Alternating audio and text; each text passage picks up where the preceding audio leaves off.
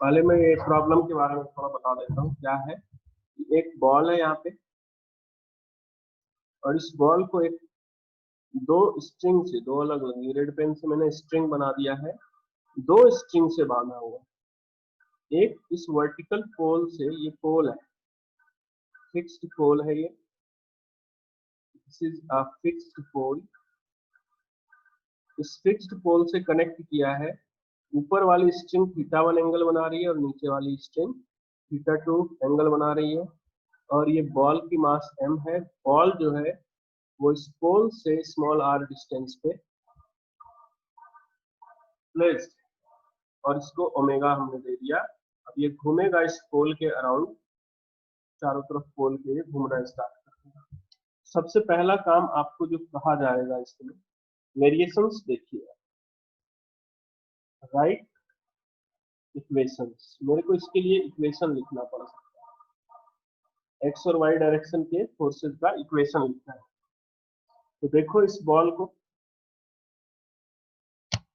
जरा इस बॉल को ध्यान से देखो। इस पे एक तो θ1 एंगल पे स्ट्रिंग गया है, तो वो टेंशन T1 मान लो आप, जो कि वर्टिकल से कितने एंगल पे आ जाएगा, फिर ये θ1 पे आ जाएगा। दूसरा स्ट्रिंग ये गया,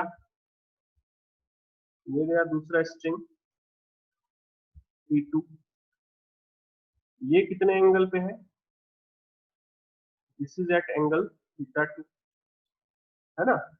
तो इस, अब यहाँ पे मैं इसकी फ्री बॉडी डायग्राम बनाता हूँ, फोर्स बॉडी डायग्राम या फ्री बॉडी डायग्राम, दोनों नाम से आप इसे बुला सकते। तो इस बॉल को अगर देखो आप, एक फोर्स तो ऊपर की तरफ क्या आ रहा है, T1 cos θ1, और दूसरा फोर्स ऊपर की तरफ क्या आ रहा है, T2 cos θ2। ये T1 cos θ1 और T2 cos θ1 मिल करके क्या कर रहा है, इस बॉल के वेट को बैलेंस कर रहा है। और लेफ्ट में कंपोनेंट आ रहे हैं इनके, एक आ रहा है T1 sin θ1 और दूसरा आ रहा है T2 sin θ2। ये दोनों टेंशन के कंपोनेंट हॉरिजॉन्टल वाले मिलकर के क्या प्रोवाइड कर रहे हैं इस बॉल को, रिक्वायर्ड सेंट्रिपिटल फोर्स। आप मेरे शब्दों पे जरूर ध्यान देना, मैं हर बार सेंटेंस में शब्द मेरे चेंज नहीं होते हैं, क्योंकि यही फिजिक्स है। फिजिक्स में एक स्टेटमेंट चेंज हुआ, आपका पूरा कॉन्सेप्ट खत्म। तो दोनों टेंशन यहाँ पे क्या प्रोवाइड करेगा इसको, रिक्वायर्ड सेंट्रिपिटल फोर्स में AC। ठीक, अब यहाँ पे मैं इक्वेशन लिखूंगा। इक्वेशन मैं अगले पेज पे लिख लेता हूँ। एक बार इस डायग्राम को यहाँ से उठा लिया जाए।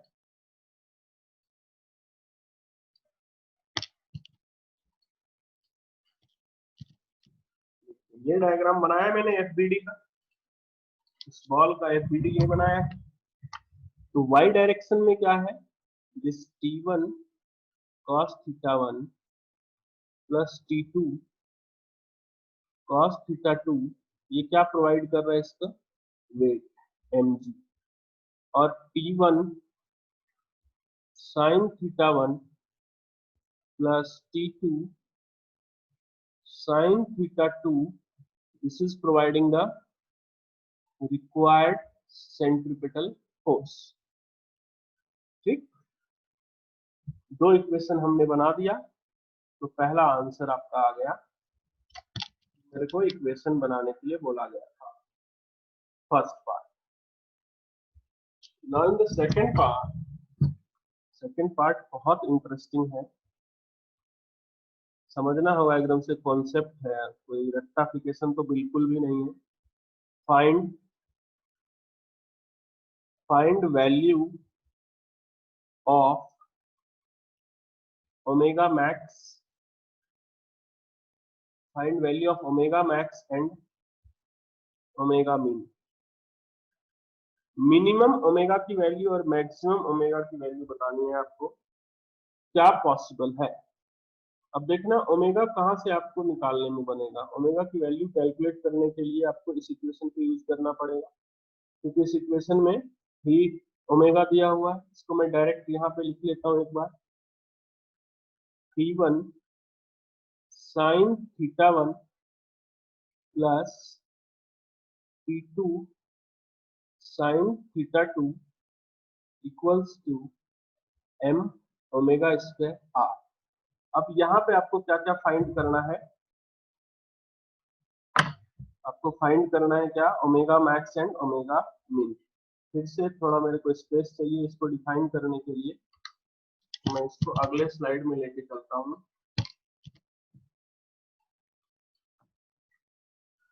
ठीक है, तो अगर आप डायग्राम को देखते हो, ये है, ये टेंशन T1 है और ये टेंशन T2।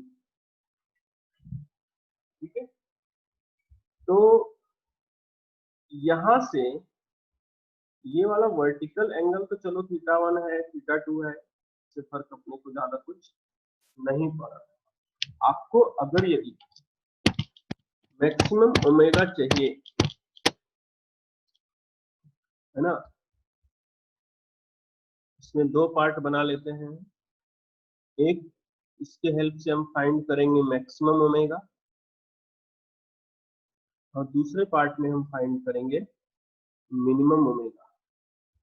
इसको थोड़ा सा कॉन्सेप्चुअली समझना पड़ेगा। यहाँ अगर यदि मैं इस बॉल की बात करूं, तो जैसा कि आप देख सकते हो, ये है, ये एंगल कितना है? θ2, और ये वाला एंगल है θ1। यहाँ पे आपको क्या दिखेगा, देखना, ये बहुत इंपॉर्टेंट ऑब्जर्वेशन है, रटना नहीं है इसको, क्योंकि इसकी एनालिसिस से आपका दिमाग बस तेज होगा और कुछ नहीं। θ1 यहाँ पे आपको क्या दिख रहा है? लेस है विद रिस्पेक्ट टू, और साइन थीटा फिर क्या हो जाएगा? साइन थीटा में सेम रिलेशन रहता है, अगर कॉस थीटा रहता तो उल्टा हो जाता। ये आपको मैथमेटिक्स से पता होना चाहिए। θ1 लेस देन θ2 है यहाँ पे, इसलिए आप क्या लिख सकते हो? Sine θ1 less than sine θ2। इसका मतलब ये साइन θ1 और साइन θ2 में कौन बड़ा है? This is bigger, okay, this sine θ2 is bigger than the sine θ1। इसका मतलब अगर यदि ये मैं पहली वाली स्ट्रिंग को कट कर दूं, जो ये डायग्राम था, ये T1 वाली स्ट्रिंग अगर मैं इसको कट कर देता हूं, तो मेरे को ओमेगा मिलेगा मैक्सिमम। क्योंकि मैं T1 को कट कर रहा हूँ, इसका मतलब साइन थीटा की जो छोटी वाली वैल्यू मैं उसको एलिमिनेट कर रहा हूँ। तो यहाँ पे आप क्या करो? T1 को 0 कर दो, मतलब पहली वाली स्ट्रिंग को कट कर दो, कट द स्ट्रिंग। जैसे आप इसको कट करोगे तो साइन θ1 वाला टर्म जो है वो कैंसिल हो जाएगा। यहाँ पे टर्म क्या बचेगा आपके पास? T1 को जैसे आप कट करते हो तो θ1 क्या हो जाएगा? 0। तो यहाँ से तो एक रिलेशन आपके पास आ गया, T2 sin θ2 equals to m omega square r। और जो पहले आपके पास ये वाला रिलेशन है, ये वाला, यहाँ भी θ1 को एलिमिनेट कर दोगे, सीधा टेंशन T1 को 0 किया है आपने, θ1 को तो कुछ मत करो, T1 को 0 कर दिया आपने, कट किया स्ट्रिंग, तो T1 हो गया 0। तो इस रिलेशन में फिर T1 को 0 करोगे तो क्या बचेगा आपके पास? T2 cos θ2 equals to mg। दूसरा रिलेशन बच गया T2 cos θ2 equals to mg। इन दोनों को कर दो डिवाइड, यहाँ से आपको मिल जाएगा θ2, यहाँ जो ओमेगा यूज हो रहा है ये ओमेगा मैक्सिमम है। आप इनको डिवाइड करोगे तो आपको मिलेगा omega max square times r by. ये आपका रिलेशन आ गया किसका? मैक्सिमम ओमेगा का। अब आप क्रॉस मल्टीप्लाई करके maximum value of omega find कर सकते हैं। इसके बाद तो अब मिनिमम वैल्यू ऑफ ओमेगा चाहिए, तो मैं मैक्सिमम वाले एंगल को 0 कर दूंगा, तो इसके कोरिस्पॉन्डिंग ये वाला टर्म मिनिमम हो जाएगा, ये टर्म मिनिमम तो ओमेगा मिनिमम। इसका मतलब मैं सीधा T2 को 0 कर दूंगा, कट कर दिया, कट द स्ट्रिंग। अब ये स्ट्रिंग कट कर दिया तो आपके पास क्या क्या रिलेशन बचा? T1 sin theta 1 equals to m omega square r, then you have T1 cos theta 1 पहले वाले रिलेशन से equals to mg.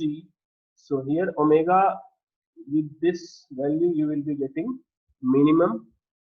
So tan theta 1 will be equals to omega minimum square times r by g. बहुत अच्छा सवाल है। Concept को strong करने के लिए डायनामिक्स ऑफ सर्कुलर मोशन को आप एक बार दो बार रफ में करना, समझ में नहीं आएगा तो मेरे को व्हाट्सएप भेजना ये वाले स्लाइड्स। अब इसका थर्ड पार्ट है, इस क्वेश्चन का थर्ड पार्ट है find range. Find range when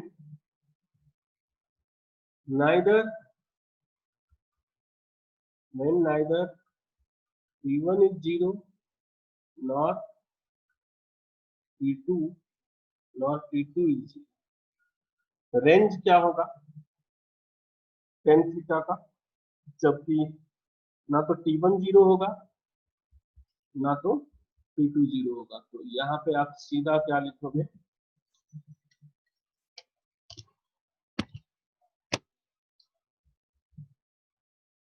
for omega max square r by g, मतलब between omega max square r by g and omega minimum square r by g, the tensions will never be zero. The tensions T1 and T0, T2 will not be zero। इस question को आप एक बार practice करना। हमने यहाँ से start किया था इस सवाल को। सवाल है क्या, ये थ्योरी का पापा है, आपको इससे थ्योरी समझ में आती है। Now let's move to a very interesting question. इस क्वेश्चन के लिए मैं आपको समय दूंगा करने के लिए, क्योंकि अब इतना तो आप समझ गए कि करना क्या है। सर्कल को आइडेंटिफाई करना है, तो इसके लिए भी मैं देखूं अगर मुझे शेप मिल जाए तो it will be good. Cylinder,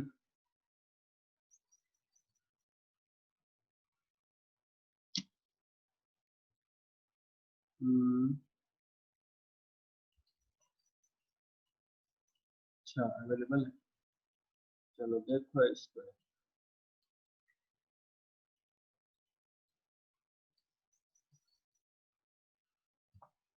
ये ऐसा कोई भी मौत का कुआं आपने देखा होगा, नहीं देखा है तो कभी मौका मिलेगा जरूर देखना। इस मौत के कुएं में ऐसा करके कुछ बाइक चलाते हैं बंदे, वेल सा कुआं सा बना देते हैं और इसमें बाइक चलाते हैं। ये होती है एक्सिस। इसको क्या बोलते हैं, जो सेंटर से पास करता हुआ पैरेलल लाइन हो, इसको कहा जाता है एक्सिस ऑफ सिलेंडर। ये सिलेंडर ही है या फिर कोई सिलेंड्रिकल वॉल है। What is the value of, अब यहाँ पे क्या है, इस सिलेंडर पे आपको एक बंद कमरा सा है, मान लो एक रूम है जो कि सिलेंड्रिकल शेप का है। यहाँ पे मैं एक मास m ले लेता हूँ और सिलेंडर के सरफेस और इस बॉल के सरफेस में जो कांटेक्ट में है ये रफ है, मतलब इसका कुछ फ्रिक्शन कोफिशिएंट है। और इस सिलेंडर को मैं ओमेगा से घुमाना स्टार्ट करता हूँ। सिलेंडर को मैंने कुछ एंगुलर वेलोसिटी ओमेगा दे दिया है और इसके रेडियस दे रखे हैं आपको आर, कैपिटल आर। ठीक, और कोई भी इंफॉर्मेशन नहीं है। अब आपको क्वेश्चन में लिखता हूँ, फाइंड द वैल्यू ऑफ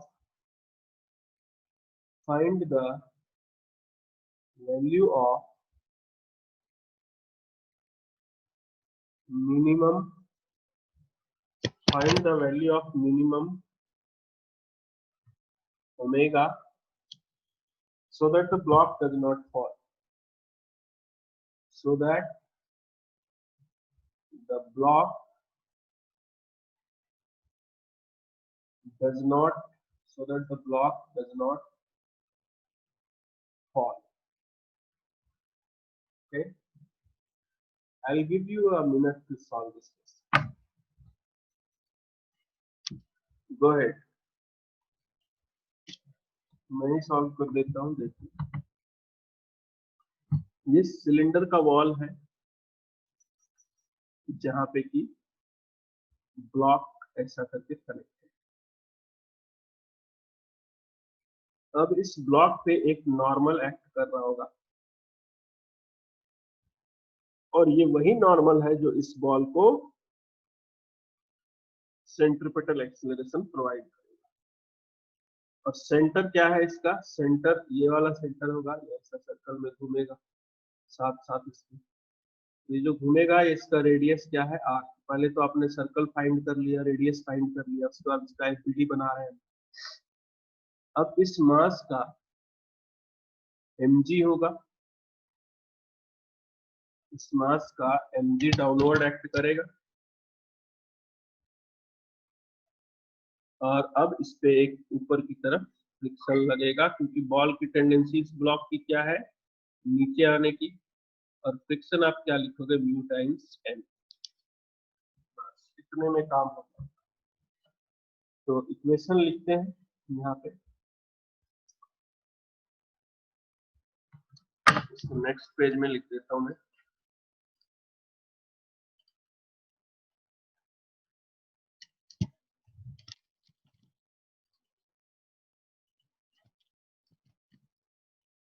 यहाँ पे देख लो.